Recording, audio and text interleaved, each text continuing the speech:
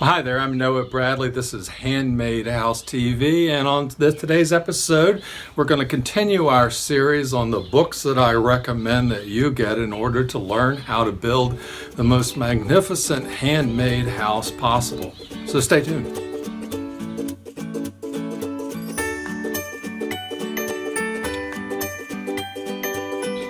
All right, today we're going to continue our series. If you recall, the first episode that we did was on the books that I recommend with regard to how you can design your own home.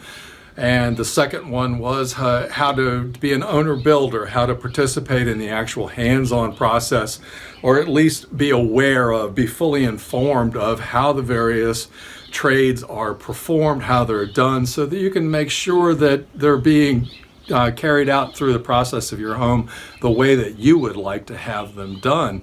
And then today we want to talk about stonework. Stonework is an incredible part of any home. I am one of the few builders, the only one that I'm aware of in Central Virginia, who actually maintained a staff of full-time stonemasons that every project I ever built, I did my best to implement as much stonework as possible. Stone foundations, stone fireplaces, stone chimneys, even stone additions or complete stone houses. The more stone work and the more attractive your stone work is on your home, the more pizzazz, the more dynamic your home is. If there's one trade that you can learn other than carpentry in the construction of your home, I highly advise using stonework. If there's one trade that I could recommend you undertaking yourself in the process of building your own home that will save you the most amount of money, it's stonework. And truly aesthetically appealing stonework is almost unheard of today.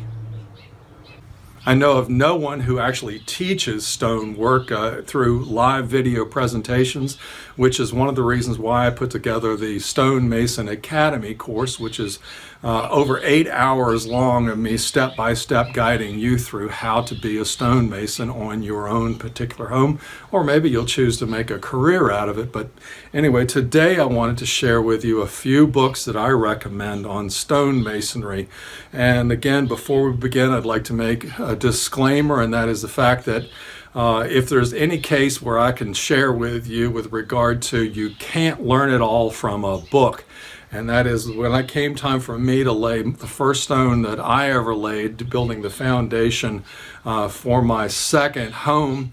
I read quite a few books on stonework, and I felt like I really knew the topic, and what I ended up building was something pretty darn ugly. And if I can find the image of it, I'll share it with you now in this video, and if not, you'll just have to take my word for it that it was a pretty darn ugly creation there. So but anyway, the books that I would recommend on stonework also, they generally, as a rule, stone books focus on truly crafted stonemasons. The best stonemasons who are alive today mainly focus in building dry laid stone, which is the aesthetically appealing stonework that's done. But typically they focus on building on retaining walls, garden beds, landscaping in particular, and that's because that when it comes time to actually doing stonework on your house, you have to have mortar involved in it, cement involved in it, in order to put together a home that will pass code, that will be safe from fireplaces or from falling down during an earthquake tremor. So. And that in particular brings us to our first book, which is by John Vivian. Some people consider him to be the classic stone mason book, that building stone walls is a great example of it. But nonetheless, the principles of dry laid stonework is what you need to implement in order to have the most attractive stonework possible. Another book that I would recommend here is written by Charles McCraven. And it's a book on building with stone, is what it's entitled. And Charles McCraven does some really nice stonework, and he writes a really fine book. And there's a lot of good details in here. The problem is with the book being a book, is that half of the content is building stone barns, stone dams, stone walls. That there's not a whole lot of focus in what is practical or in actually demonstrating you. And again, I learn best from seeing. If I can see someone else do it, I can pick it up. It's hard to get all the details in just looking at a photograph of someone laying stone. So that's a little bit of difficulty. One book that I can recommend, and I don't necessarily know whether or not you want to actually buy it or not, but it's this huge beast of a book called Park and Recreation Structures. And it is loaded with stone projects that are used in the national parks, whether they're picnic shelters or fire pits or entrances to the parks. There's a lot of cool stonework that has occurred in our national parks over the century that it's been in place. And this book is just loaded coast to coast, full of all of those structures. And it won't teach you how to lay stone, but if you're thinking of doing stone and you wonder what kind of project you should recommend doing on your home, it's full of great ideas for you. And if you're only considering doing a little bit of stone work on your home, the number one thing that you can do is a stone fireplace. Just that facade of when you walk in the house, you want the really beautiful stone fireplace. Such as a project like that is something that you could take care of in probably a week's time yourself. And it is the focal, it's the heart of your home. When people walk in and they see that fireplace, they want to walk to it.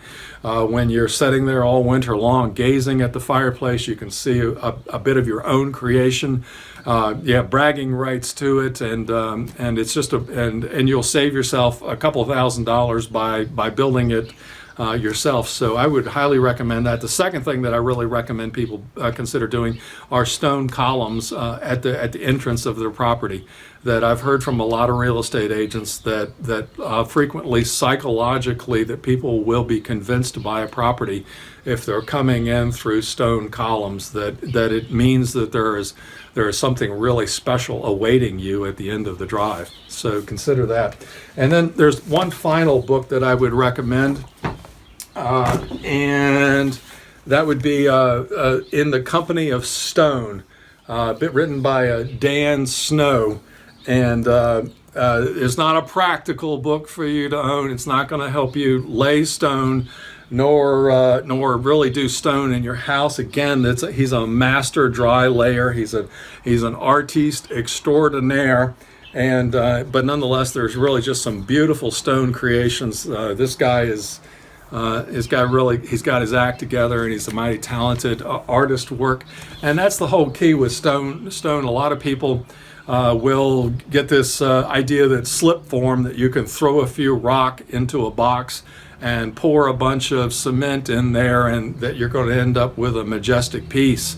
Or that you can buy some kind of fake stone and glue it in place, and somehow or another it's just going to give you that soul satisfying look that real stonework will. But the truth is that stonemasonry requires you using real stone, and it requires a degree of skill in order to get the proper actions in order to put it together, but it mainly requires artistry. And within us all is artistry. It's just a question of learning the skills and then getting the visualization down, which these books will help you do, as well as the Stonemason Academy, which I hope you'll consider signing up for. And if you're a member of the Handmade House Guild, you get access to the Stonemason Academy for free as part of the package. And before we go, I would like to thank 5 new members of the Handmade House Guild. They are Rob Spears, Leon Baumgartner, Stuart Rogers, Anthony Warner, and Cody Klinger. Guys, thank you so much for signing up for the Handmade House Guild. If you'd like to be a member, we'd like to have you join us. There's a lot of benefits. You can learn all about it over at handmadehouses.com. If you'd like to know, if you didn't take notes throughout this and you'd like to get copies of these books, just come over and sign up for our free newsletter. And in the welcoming series of emails that you will receive will be the list of the books that I recommend that you get. And other than that, you guys take care. Next week, we're going to talk about log cabins, the books that I recommend with regard to the construction of your own log home. So you guys take care. We'll see you next week. Thanks now. Bye now.